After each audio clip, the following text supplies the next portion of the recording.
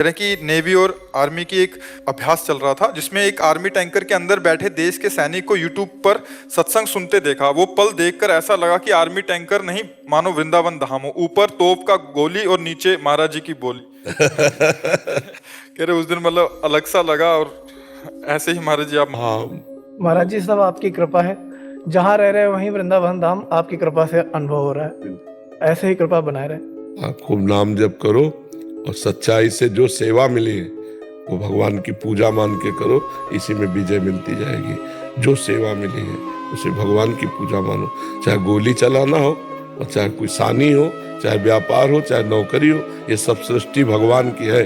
सेवा मान के करो, नाम जप करो, बहुत आनंद में। गलत आचरण करने से ठीक नहीं है। जो हमें कर्तव्य कर्म मिला है अगर हम सही ढंग से करें तो भगवान उसी से प्रसन्न हो जाएंगे। भगवान ने 4 परिवार के लोग दिए हैं तुम्हें, उन्हीं को प्यार करो, उन्हीं को अच्छे से पालो पोषो, उन्हीं में भगवान को देखो, तुम्हारा मंगल हो जाएगा। क्योंकि भगवान यही चाहते हैं। आपको गृहस्थ बनाया, आपको एक देशभक्त बनाया, आपको एक किसान बनाया, आपको एक व्यापारी बनाया। आप अपने अपने कार्य को अच्छे प्रकार से करो तो बढ़िया भगवान प्रसन्न हो जाए। भगवान एक पिता है यार, वो स्वार्थी आदमी थोड़ी है कि तुम उनका भजन करो तो तुम्हें प्यार करेंगे। समझ रहे हो कि नहीं? वो एक पिता है, पर अगर आप भजन करोगे तो आपकी बुद्धि शुद्ध रहेगी और आप सही कार्य कर पाओगे। भगवान तो अब भी आप पर प्रसन्न है, भगवान तो घोर पापी पे भी प्रसन्न है।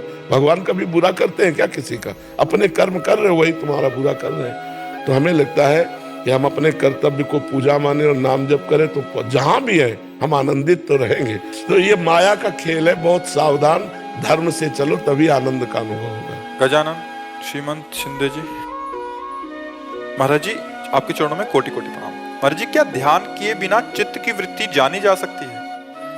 नाम जप और ध्यान में क्या अंतर है? नाम जप से जानी जा सकती है। चाहे जप करो, चाहे सुमिरन करो, चाहे ध्यान करो, आंतरिक वृत्ति से ही तो होता है। जैसे हम बैठे, हम राधा राधा जप रहे हैं अंदर, तो अंदर की वृत्ति से ही तो जप रहे। चित्त वृत्ति का संसार में ना जाने देना। उसे चाहे नाम में लगाओ, चाहे भगवान के रूप में लगाओ, चाहे भगवान के सुमिरन में लगाओ, उसे भगवान में लगाओ, किसी तरह लगा लो। वो ध्यान ही कहा जाता है। जैसे हम राधा राधा हमारा ध्यान वहां लगा है ना आंतरिक, तो हम नाम का ध्यान कर रहे हैं, कोई रूप का ध्यान करता है। ध्यान उसी परमात्मा का हमें करना है, जप उसी परमात्मा का करना है, गान उसी परमात्मा का करना है, तो हमारा मंगल होना शुरू हो जाए। वो एक ही बात है, अंतर से संसार का चिंतन छूटना और भगवान का चिंतन होना, यही खास बात है। वो चाहे जिस रूप में हो, खास बात है कि किसी भी रूप में हो। मान लो भगवान की कोई बात सोच रहे हो आप, लीला की, भगवान के रूप का चिंतन कर रहे हो, भगवान की सेवा का चिंतन कर रहे हो, ये सब वही चिंतन है, परमात्मा चिंतन ही है। ये ध्यान नहीं माना जाएगा। जी ऐसे दिखाया जाता है कि सांसों को ध्यान रखने का या शरीर को पूरा इसको ध्यान देने का। भैया इसके ध्यान को छोड़ना है, खास बात समझो। ये प्रारंभ में बताई जाती है कि सांस ऊपर जा रही, सांस नीचे जा रही, इसके साथ नाम चलाओ, मंत्र चलाओ। केवल सांस ध्यान से कोई मतलब नहीं होगा, सांस तो आई जा रही है। ऊपर गए कितने नाम जप किए, नीचे छोड़ा कितने नाम जप किए, खास बात यह है। भगवत चिंतन खास बात, भगवत चिंतन हो रहा सब सार्थक है। और ऐसे बैठे रहो, भगवत चिंतन न तो किसी काम का नहीं, ठूठ का ठूठ है। भगवत चिंतन खास बात है। भगवत चिंतन हमारा लक्ष्य समझो। अगर सत्य चिंतन हो रहा, परमात्मा चिंतन हो रहा, भगवत चिंतन, तो आप खड़े हो तो आप बढ़िया हो। ठाड़े बैठे परे उताना, कबीर कायम रहे ठिकाना। ठिकाना अर्थात परमात्मा चिंतन, हमारा परमात्मा चिंतन होना चाहिए। समझ रहे आप? ये सब बाहरी बातें हैं, कुछ नहीं। क्या होगा? मरोगे तो क्या होगा? श्वास चिंतन हो रहा था, परमात्मा चिंतन हो रहा था क्या? हमारी सदगति परमात्मा चिंतन से होनी कि श्वास चिंतन से होनी? श्वास का चिंतन करने को इसलिए कहा जाता है तुम्हारा मन एकाग्र हो। अब श्वास में क्या चिंतन कर रहे हो, इस पर ध्यान दिया? सांस में चिंतन ये हो रहा है कि जानकारी पा रहा हूँ। जब मैं किसकी जानकारी? मेरा स्वभाव अगर चिड़चिड़ा हो जाता है, कोई गुस्सा आ जाता है, सांसें बढ़ जाती है और वही। ये कुछ नहीं है यार, कुछ नहीं है। तुम सांसों की बात, 1400 वर्ष का चांगदेव योगी था जो ज्ञानदेव जी के समीप गया। तुम तो श्वास है केवल गिनने की बात करो, उसने मृत्यु के समय समाधि लगा के पार कर दिया मृत्यु के समय। 1400 वर्ष का ज्ञानदेव जी ने यही कहा, तो कोरा है अभी, 1400 वर्ष का है लेकिन कोरा है अभी, परमार्थ में बच्चा है, तो किसी काम का नहीं। हम जो कह रहे हैं उसको बात समझो। राम कृष्ण हरि, जय जय राम कृष्ण हरि। भगवान का नाम कीर्तन, भगवान का नाम जप, भगवान की गुण लीला श्रवण, भगवान का चिंतन, यही सार्थक है। सब बेकार है। जोग कुजोग ज्ञान अज्ञानु, जहां नहीं राम प्रेम प्रधान। भगवान का प्रेम प्रधान चित्त वृत्ति नहीं तो सब बेकार हो गए। सब खास बात है भगवान का चिंतन। आराम से बैठ जाओ, श्वास प्रश्वास का चिंतन, उसमें भगवान का नाम चिंतन, तो बढ़िया जीवन हो। आप करके देख लो ना, करके देख लो, कोई घाटा थोड़ी लग जाएगा। हाँ, भगवान। राधे राधे महाराज जी। महाराज जी, मैंने आपके सत्संग में सुना है कि जब कोई हमें कष्ट देता है तो वो प्रभु की ही लीला होती है ताकि हमारे प्रारब्ध नष्ट हो। तो हमारे प्रभु कष्ट देने वाले मनुष्य से नवीन पाप कर्म क्यों कराते हैं, जबकि वो तो मंगल। और अगर ये मान रहे हो कि प्रभु ही आके हमारे पापों का प्रायश्चित करा रहे हैं, तो क्या परेशानी है? तुमसे व्यक्ति क्यों मान रहे हैं? वो एक यंत्रवत कठपुतली जैसा है, वो चल रहा है प्रभु से। वो आया है हमें पावन करने के लिए, उससे नवीन कर्म नहीं बनते। हमारे प्रारब्ध का भोग हो रहा है। बस हमें ये सोचना है, मेरे प्रभु आकर के मुझे मेरे प्रारब्ध का भुगतान करवा रहे हैं। उस व्यक्ति से नवीन कर्म नहीं बनेंगे, क्योंकि वो मेरे प्रारब्ध को भुगता रहा है। समझ लेना। हाँ, तो हम उसके प्रति क्यों सोचे? हम तो अपने क्षेत्र में सोचे। हमारे सोचने का क्षेत्र है अपना, उसका नहीं। हमने उससे झगड़ा नहीं किया, हमने उसका अहित नहीं किया, और वो आकर हमको गाली देता है, अपमान करता है, प्रतिकूलता, तो हम भगवान का प्रसाद समझकर सह लेते हैं। उसका क्या होगा ये मुझे नहीं देखना। वो कौन है? मेरे भगवान है। बस खत्म खेल। नहीं तो बढ़ता चला जाएगा ना प्रश्न, फिर क्यों। हम बिल्कुल दाइंड कर देते। सामने वाला आया हुआ भगवान है, मेरे पापों का प्रायश्चित कराने के लिए वो नाटक कर रहा है प्रतिकूलता का, हम सह लेते हैं, बात बन गई, खत्म। महाराज जी, वो कष्ट सहने का सीमा क्या होना चाहिए? उतना ही देंगे जितनी सीमा है। वो बाप है सबके, वो ऐसा किसी को कष्ट नहीं देते जो सह न पावे। और हम आपको बताएं, जीव अविनाशी है, इसलिए सब कुछ सह सकता है, सब कुछ सह सकता है, हद से ज्यादा सह सकता है। ऐसे देखो, एक सुई ऐसे जान के गड़ाओ तो कष्ट का होता है ना, और देखो घटनाएं घट जाती हैं, हाथ पैर चिथड़ा हो जाते हैं, सब सह लेता है, सब सह लेता है। जीव भगवान का अंश है, उसमें इतनी सामर्थ्य, वो सब सह लेगा। आप सहन करते रहो, उतना वो देंगे ही नहीं जितना आप सहन न कर पाओ। सबके पिता है, वो सबकी माता है, भगवान सब कुछ जानते हैं। तो हमें लगता है कि जब हम, अब जैसे कोई माता बहन बिरला होगी जो गर्भपात, जो भ्रूण हत्या, आप विचार करो, ये छोटा मोटा पाप है? एक आपके आंगन में खेलता हुआ बच्चा को कोई थप्पड़ मारे आकर के, तो आप आग बरस जाएगी आप में, आप आग हो जाएंगी। हमारे बच्चे को कैसे मारा? और तुम्हारे गर्भ रूपी आंगन में बच्चा है या बच्ची है, आप उसको मरवा देते हैं। ये क्या है? ये दंड नहीं आएगा? ये जब दंड आएगा ना, तब फिर जब कर्म का फल जब आता है, तब जीव भगवान को कोसता है, अरे वो अनजान बच्चा तुम्हारे गर्भ में पल रहा है, तुम ऐसी गलती क्यों की, क्यों आने दिया? अगर आ गया है तो चाहे कमजोर हो चाहे बुद्धिमान हो, आने दो उसको। मृत्यु लोक में आएगा, वो अपने कर्मों का भोग भोगेगा, साथ में मेरे जो कर्म है वो भी भोग लेंगे हम।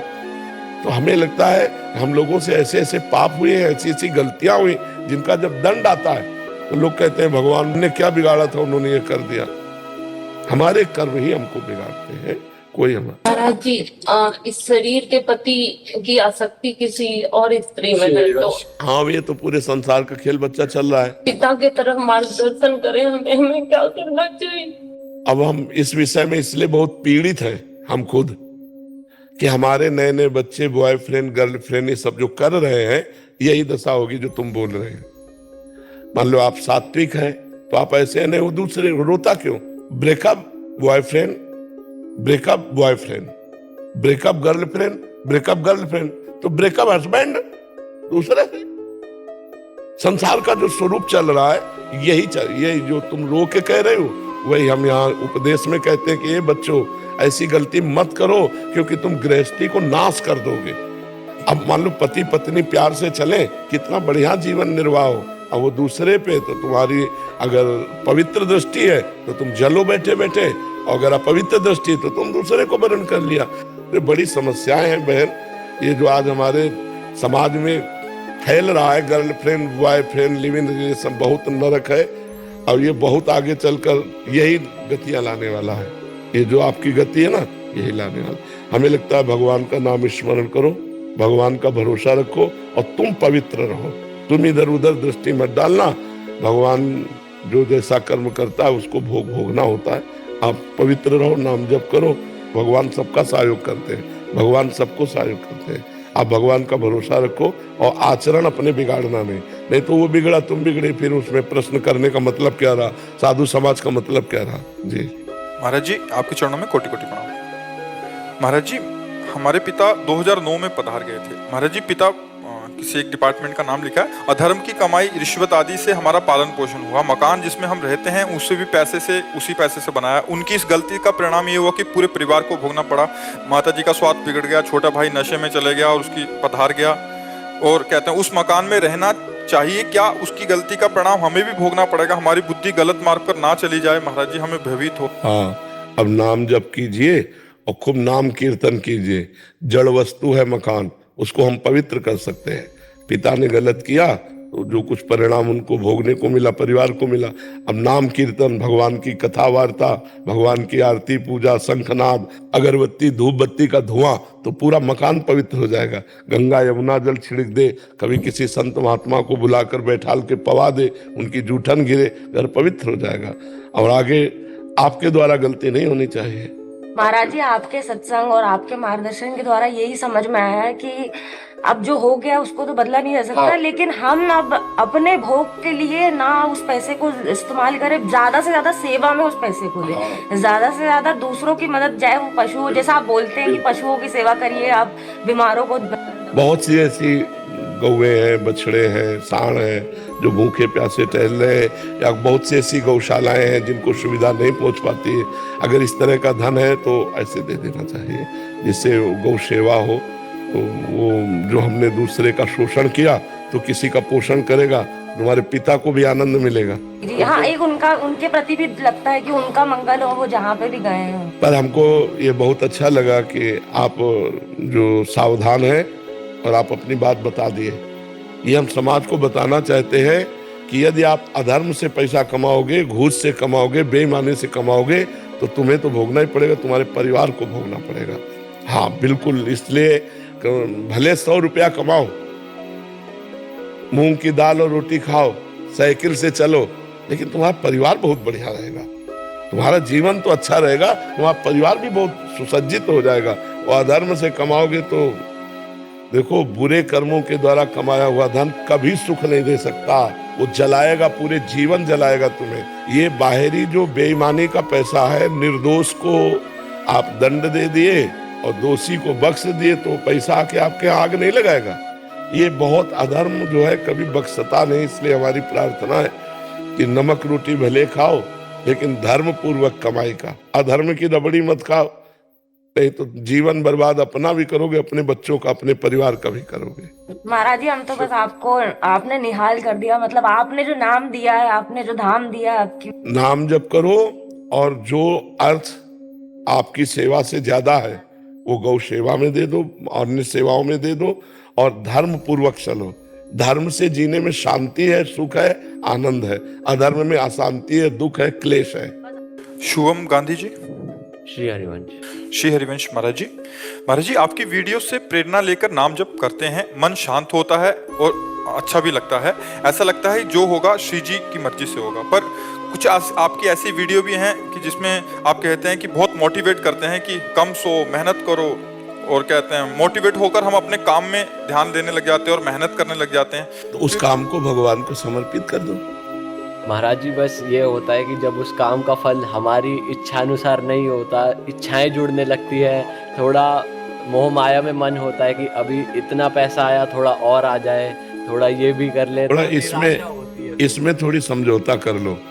कार्य करने में समझौता मत करो। अपना प्रयत्न और भगवान की कृपा और फल में समान भाव, तो तुम महात्मा हो जाओगे। अपना प्रयास, भगवान की कृपा और फल में समान भाव। सुख दुखे समय कृत्वा लाभा लाभो जया जयो। सुख दुख में, लाभ हानि में, जय पराजय में, इसमें यदि समान भाव कर पाओ, कि हार तो हो गई लेकिन इसमें कोई मंगल विधान भगवान का है। जैसे हमारे मन के प्रतिकूल हुआ, हम तुझसे तुरंत सोचा इसमें भगवान की कृपा है। यार मन कहेगा कृपा क्या है, लाभ मिलना चाहिए, हानि हो गया तो अकृपा हो गई। नहीं, पक्का कृपा, मुझे समझ में नहीं आ रही, लेकिन जो लाभ मिलने से हानि होनी थी उससे मैं बच गया, हानि होने से कृपा का अनुभव होगा। जैसे एक मंत्री थे, वो संत संग करते थे, तो सत्संग में उन्हें पता चला कि जो भगवान करते हैं वो सब अच्छा करते हैं, और शरणागत भाव ले लिया, और फिर ये सुना कि शरणागत का भगवान हर विधान स्वयं करते हैं। तो जो कुछ हो, तो बस वो एक शब्द सीख गए थे, बड़ी कृपा, बड़ी कृपा। तो एक दिन राजा शिकार खेलने गया, तो उसका अंगूठा कट गया, प्रत्यंचा खींच के, तो चूक हो गई, तो सट से अंगूठा उड़ गया। उनका मंत्री, हमारा अंगूठा कट गया। बोले बड़ी कृपा, बड़ी कृपा। बोले मेरा अंगूठा कट गया? कह रहे भगवान की बड़ी कृपा, उठाओ इसको जेल में डाल दो। बोले ये भी बड़ी कृपा भगवान की। बोले मंत्री पागल हो गया है, कहा मंत्री पद से जेल में? कह रहा भगवान की कृपा। अंगूठा कट गया? कह रहा भगवान की कृपा। प्रतिकूलता में भगवान की कृपा।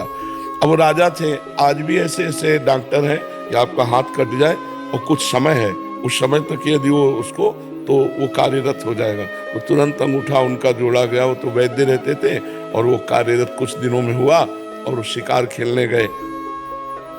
कुछ सैनिक उनके साथ थे, वो तो पीछे रह गए, वो आगे निकल गए। उधर दूसरे देश के राजा ने नर बलि का संकल्प किया था कि अगर लड़का हो जाएगा तो नर बलि देंगे।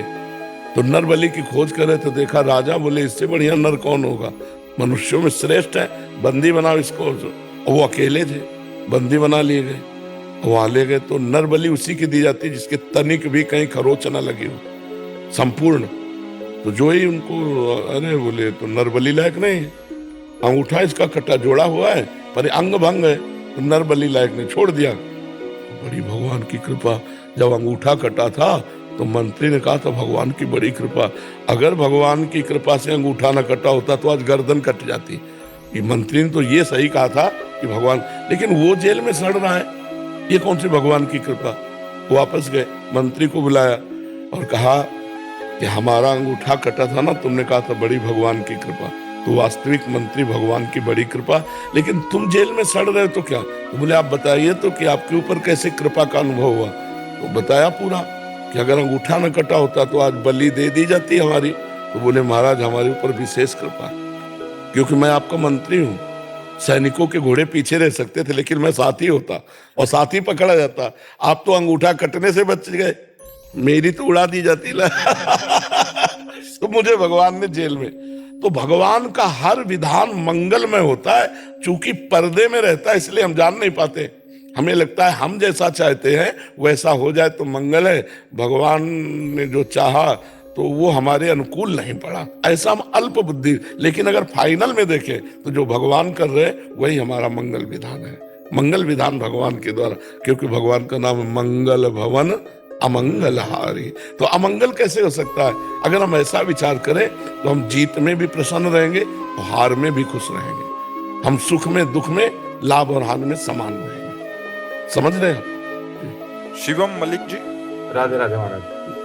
महाराज जी, मैं भगवान को बहुत मानता हूँ। महाराज जी ये कह रहे हैं कि ये अलग अलग मंदिरों में, जैसे कभी नीम करोली बाबा चले गए, कभी कहीं की तीर्थ में चले गए, तो क्या हर जगह जाना जरूरी है? सबको खुश करना जरूरी है? या जैसे हम ये कह रहे हैं कि एक एक डाल में पानी छिड़को, एक एक पत्ते में छिड़को, और या मूल में दे दो, तो उत्तम कौन सा रहेगा? मूल में दे दो, क्योंकि उसमें डाल पत्ते में सब में पहुंच जाएगा। तो एक जगह कहीं मान करके कि मेरे भगवान है, मेरे परम ब्रह्म परमात्मा है, सब वही एक ही है। एको ब्रह्म द्वितीयो नास्ति, दूसरा है ही नहीं। तो किसी एक को पकड़ लो, एक है साधे सब सधे, और सब साधे सब जाए। तो एक पकड़ लो तो सब काम हो जाए। महाराज जी ऐसा लगता है कि मेरे जैसे भगवान जी से जाता हूँ अलग अलग मंदिरों में मिलना है, तो सब मेरी दोस्ती सी हो गई है हर एक मंदिर में। कहीं साईं बाबा से हो गई, कहीं नीम करोली बाबा से हो गई। हनुमान जी आकृति है, उनमें है कौन? परमात्मा ही तो है। आकृतियां अलग अलग हो सकती हैं, लेकिन परमात्मा एक ही हो सकता है। क्यों? जैसे जानने वाले स्वर्णकार के पास एक चूहा